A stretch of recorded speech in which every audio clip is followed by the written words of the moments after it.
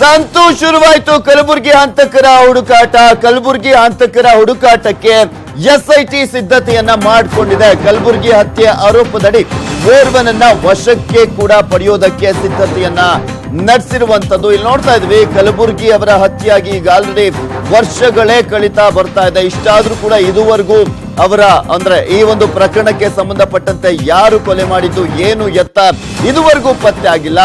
ಆತನ ವಶಕ್ಕೆ ಕಾಯ್ತಾ ಇದೆ ವಿಶೇಷ ತನಿಖಾ ತಂಡ.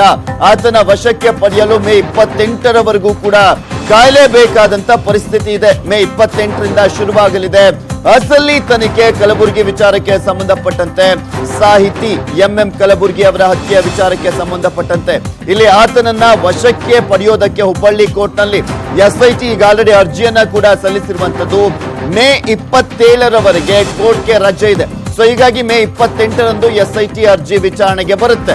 ಎಸ್ಐಟಿ ಅರ್ಜಿ ಪುರಸ್ಕಾರವಾದ್ರೆ ಸಿಗಲಿದೆ ಆತನ ಕಸ್ಟಡಿ. ಎಸ್ಐಟಿಗೆ ಆತನ ಕಸ್ಟಡಿಗೆ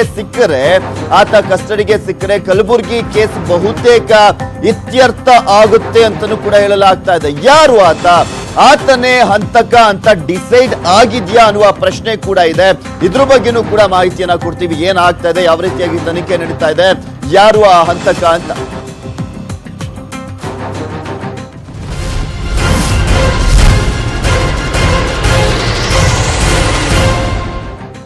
ಹಾಗಾದ್ರೆ ಎಸ್ಐಟಿ ತಂಡ ಯಾರ ವಶಕ್ಕೆ ಕಾಯ್ತಾ ಇದೆ? ಆತನನ್ನ ವಶಕ್ಕೆ ಪಡೆಯೋದಕ್ಕೆ ಮೇ 28ರವರೆಗೆ ಯಾಕೆ ಕಾಯಬೇಕು?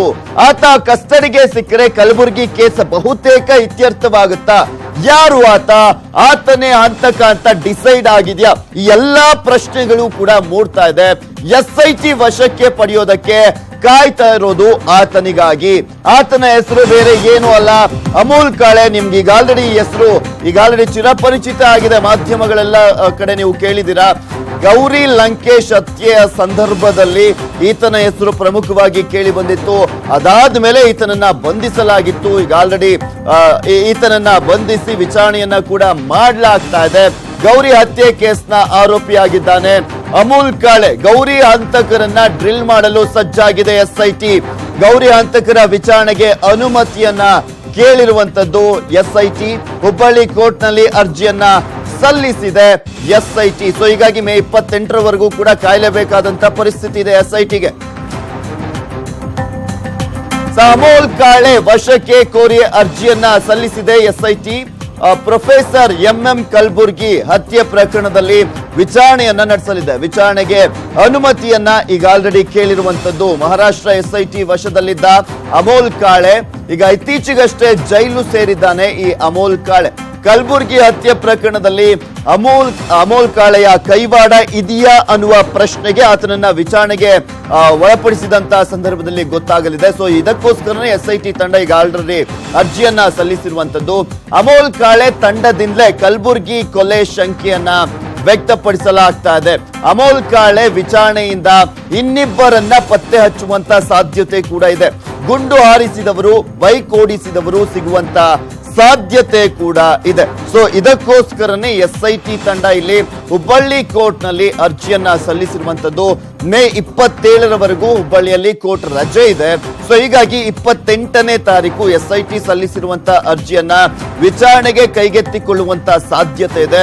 ಅವತ್ತು ಅಮೂಲ್ ಕಾಳೆಯನ್ನ ಎಸ್ಐಟಿ ವಶಕ್ಕೆ ನೀಡುತ್ತಾ ಕೋರ್ಟ್ ಅನ್ನೋದನ್ನ ಕೂಡ ಕಾದು ನೋಡಬೇಕು. ಯಾಕೆಂದ್ರೆ ಈಗ ಆಲ್ರೆಡಿ ಗೌರಿ ಹತ್ಯೆ ವಿಚಾರಕ್ಕೆ ಸಂಬಂಧಪಟ್ಟಂತೆ ಆತ ಜೈಲು ಪಾಲಾಗಿದ್ದಾನೆ. ಇನ್ನು ಎಂಎಂ ಕಲಬುರ್ಗಿ ಅವರ ಒಂದು ಹತ್ಯೆ ಕೇಸ್ಗೆ ಸಂಬಂಧಪಟ್ಟಂತೆ ಇದುವರೆಗೂ ಸರಿಯಾದಂತಹ ಸಾಕ್ಷ್ಯಗಳು, ಆ ಆರೋಪಿಗಳು ಯಾರು, ಏನು ಎತ್ತ ಇದುವರೆಗೂ ಯಾವುದೇ ರೀತಿಯಾದಂತಹ ಮಾಹಿತಿ ಲಭ್ಯವಾಗಿರಲಿಲ್ಲ. ಈಗ ಈತನನ್ನ ಡ್ರಿಲ್ ಮಾಡಿದ್ರೆ ಎಲ್ಲಾ ರೀತಿಯಾದಂತಹ ಮಾಹಿತಿ ಸಿಗುವಂತ ಸಾಧ್ಯತೆ ಇದೆ. ಇನ್ನು ಈ ಕುರಿತಂತೆ ಹೆಚ್ಚಿನ ಡೀಟೇಲ್ಸ್ ಅನ್ನ ನೀಡ್ತಾರೆ ನಮ್ಮ ಕ್ರೈಮ್ ಬ್ಯೂರೋ ಹೆಡ್ ಆಗಿರುವಂತಹ ಮಂಜುನಾಥ್ ದೂರವಾಣಿ ಸಂಪರ್ಕದಲ್ಲಿದ್ದಾರೆ. ಎಸ್ ಮಂಜುನಾಥ್, ಇಲ್ಲಿ ಪ್ರಮುಖವಾಗಿ ನೋಡ್ತಾ ಇದ್ವಿ ಎಂಎಂ ಕಲಬುರ್ಗಿ ಹತ್ಯೆ ಕೇಸ್ಗೆ ಸಂಬಂಧಪಟ್ಟಂತೆ ಗೌರಿ ಹತ್ಯೆ ಕೇಸ್ನಲ್ಲಿ ಆರೋಪಿಯಾಗಿರುವಂತಹ ಕಾಳೆಯನ್ನೇ ವಿಚಾರಣೆಗೆ ಪಡೆಯುವಂತ ಸಾಧ್ಯತೆ ಇದೆ. ಆತನೇ ಇದರಲ್ಲಿ ಪ್ರಮುಖ ಆರೋಪಿ ಅಂತ ಕೂಡ ಹೇಳಲಾಗ್ತಾ ಇದೆಯಂತೆ. ಇದ್ರ ಬಗ್ಗೆ ಹೆಚ್ಚಿನ ಡೀಟೇಲ್ಸ್ ಏನಿದೆ?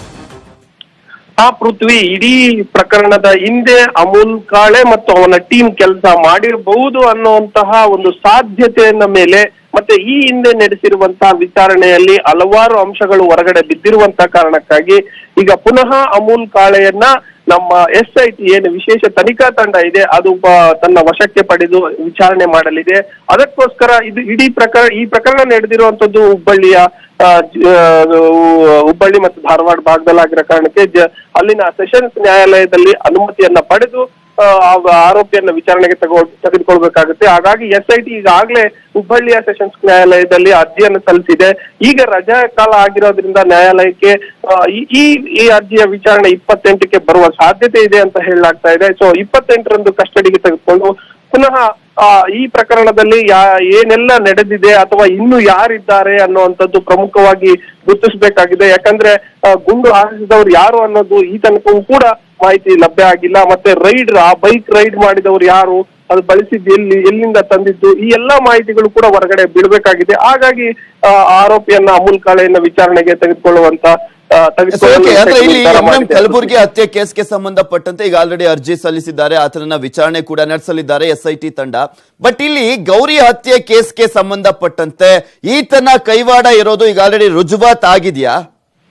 ಹೌದು, ಈ ಗೌರಿ ಪ್ರಕರಣದಲ್ಲಿ ಈತನ ಕೈವಾಡ ಮತ್ತೆ ಈತ ಮಾಡಿದ್ದಂಥದ್ದೆಲ್ಲವೂ ಕೂಡ ಚಾರ್ಜ್ ಶೀಟ್ ನಲ್ಲಿ ದಾಖಲಾಗಿದೆ. ಈಗ ಆಲ್ರೆಡಿ ನ್ಯಾಯಾಲಯದಲ್ಲಿ ವಿಚಾರಣೆ ಕೂಡ ಇನ್ನೇನು ಕೆಲವೇ ದಿನಗಳಲ್ಲಿ ವಿಚಾರಣೆ ಕೂಡ ಆರಂಭ ಆಗುತ್ತೆ. ಈಗ ಆಲ್ರೆಡಿ ಪರಪ್ಪನಗರ ಜೈಲದಲ್ಲಿ ಕೂಡ ಅಮೂಲ್ ಕಾಳೆ ಇದ್ದಾನೆ. ಅದರ ಜೊತೆಯಲ್ಲಿ ಏನಂತೆ ಮಹಾರಾಷ್ಟ್ರದ ಈ ಪನ್ಸಾರೆ ಪ್ರಕರಣ, ಗೋವಿಂದ್ ಪನ್ಸಾರೆ ಪ್ರಕರಣ ಇರ್ಬೋದು, ಅದಕ್ಕೆ ಸಂಬಂಧಪಟ್ಟ ಹಾಗೆ ಕೂಡ ಮಹಾರಾಷ್ಟ್ರದ SIT ಅವರು ಈತನನ್ನ ಕೊಂಡೊಯ್ದಿದ್ರು.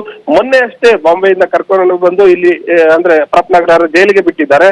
ಹಾಗಾಗಿ ಈ ಒಂದು ಏನು ಈ ಕಳೆದ 2 ತಿಂಗಳ ಅವಧಿಯಲ್ಲೇ ಸ್ಟಾರ್ಟ್ ಆಗ್ಬೇಕಾಗಿತ್ತು. ಆದ್ರೆ ಆರೋಪಿ ಮಹಾರಾಷ್ಟ್ರ ಪೊಲೀಸರ ವಶದಲ್ಲಿದ್ದ ಕಾರಣಕ್ಕೋಸ್ಕರ ಆತನನ್ನು ವಿಚಾರಣೆ ಮಾಡಬೇಕಾಗಿದೆ. ಹಾಗಾಗಿ ಅವ್ರು ಬಂದ ಮೇಲೆ ವಿಚಾರಣೆ ಸ್ಟಾರ್ಟ್ ಆಗುತ್ತೆ, ತನಿಖೆ. ಪನ್ಸಾರೆ ಆಗಿರ್ಬೋದು, ದಾಬೋಲ್ಕರ್ ಆಗಿರ್ಬೋದು, ಕಲಬುರ್ಗಿ ಆಗಿರ್ಬೋದು, ಗೌರಿ ಹತ್ಯೆನೆ ಆಗಿರ್ಬೋದು, ಈ ಎಲ್ಲಾ ಪ್ರಕರಣದಲ್ಲೂ ಕೂಡ ಬುಲೆಟ್ಗಳು ಮತ್ತೊಂದ್ ಕಡೆ ಅದ್ಯಾವುದು ಫೈರ್ ಆಗಿರುವಂತ ಗನ್ ಎಲ್ಲದಕ್ಕೂ ಕೂಡ ಮ್ಯಾಚ್ ಆಗ್ತಾ ಇತ್ತು ಅಂತಾನೆ ಹೇಳ್ತಾ ಇದ್ರು. ಈಗ ಕಲಬುರ್ಗಿ ಕೇಸ್ಗೆ ಈತ ಎಲ್ಲಾದ್ರೂ ತನ್ನ ತಪ್ಪನ್ನ ಒಪ್ಕೊಂಡಿದ್ದೆ ಆದ್ರೆ ಇವೆಲ್ಲವಕ್ಕೂ ಕೂಡ ಅಂತ್ಯ ಆಗುತ್ತೆ ಅನ್ಸುತ್ತೆ, ಈ ಒಂದು ಪ್ರಕರಣದಲ್ಲಿ ಸಾಕ್ಷಿ ಸಿಕ್ಕಂತಾಗುತ್ತೆ ಅನ್ಸುತ್ತೆ. ಬಹುತೇಕ ಯಾಕಂದ್ರೆ 4 ಪ್ರಕರಣಗಳಲ್ಲಿ ಒಂದು ಸಿದ್ಧಾಂತದ ವಿರೋಧವಾಗಿ ನಡೆದಂತಹ ಪ್ರಕರಣಗಳು, ಮತ್ತೆ ಅವರು ನಮ್ಮ ಸಿದ್ಧಾಂತವನ್ನ ವಿರೋಧಿಸ್ತಾ ಇದ್ರು ಅನ್ನೋ ಕಾರಣಕ್ಕಾಗಿ ನಡೆದಂತ ಪ್ರಕರಣಗಳು. ಹಾಗಾಗಿ ಅವರು ಬಳಸಿರುವಂತಹ ಏನು ಆಯುಧಗಳಿರ್ಬೋದು, ಮತ್ತೆ ಮೆಥಡ್ಸ್ ಇರ್ಬೋದು, ಅವರು ಮಾಡಿರುವಂತಹ ಕೃತ್ಯ ಇರಬಹುದು, ಎಲ್ಲವೂ ಕೂಡ ಬಹುತೇಕ ಸಾಮ್ಯತೆಗಳು ಕಂಡು ಬರ್ತಾ ಇದೆ ಅನ್ನುವಂಥದ್ದು ಹಿಂದಿನಿಂದ ಮಹಾರಾಷ್ಟ್ರ SIT ಇರ್ಬೋದು ಅಥವಾ ಗೌರಿ ಲಂಕೇಶ್ ಪ್ರಕರಣದ SIT ಇರ್ಬೋದು ಹೇಳ್ತಾನೆ ಬಂದಿತ್ತು. ಹಾಗಾಗಿ ಈ 3 ಪ್ರಕರಣಗಳಲ್ಲಿ ಈಗ ಆಲ್ರೆಡಿ ಮ್ಯಾಚ್ ಆಗಿದೆ. ಇನ್ನು ಉಳಿದಿರುವಂತದ್ದು ಕಲಬುರ್ಗಿ ಅವರ ಪ್ರಕರಣ. ಹಾಗಾಗಿ ಕೊನೆಯ ಹಂತದಲ್ಲಿ ಅಂದ್ರೆ SIT ಈಗ ತನಿಖೆ ಆರಂಭ ಆಗಿದೆ. ನೋಡ್ಬೇಕಾಗುತ್ತೆ ಯಾವಾಗ ಏನು ಆಯುಧಗಳನ್ನ ಸಿಗ್ತವೆ ಅಥವಾ ಇವನ ಪ್ಲಾನ್ ಇನ್ನೂ ಏನಾದ್ರೂ ಇತ್ತ ಅನ್ನುವಂಥದ್ದೆಲ್ಲ ಹೊರ ಬೀಳುವಂತ ಸಾಧ್ಯತೆ ಇದೆ. ಓಕೆ, ಥ್ಯಾಂಕ್ ಯು ಮಂಜುನಾಥ್ ನಿಮ್ಮೆಲ್ಲ ಡೀಟೇಲ್ಸ್ಗಾಗಿ.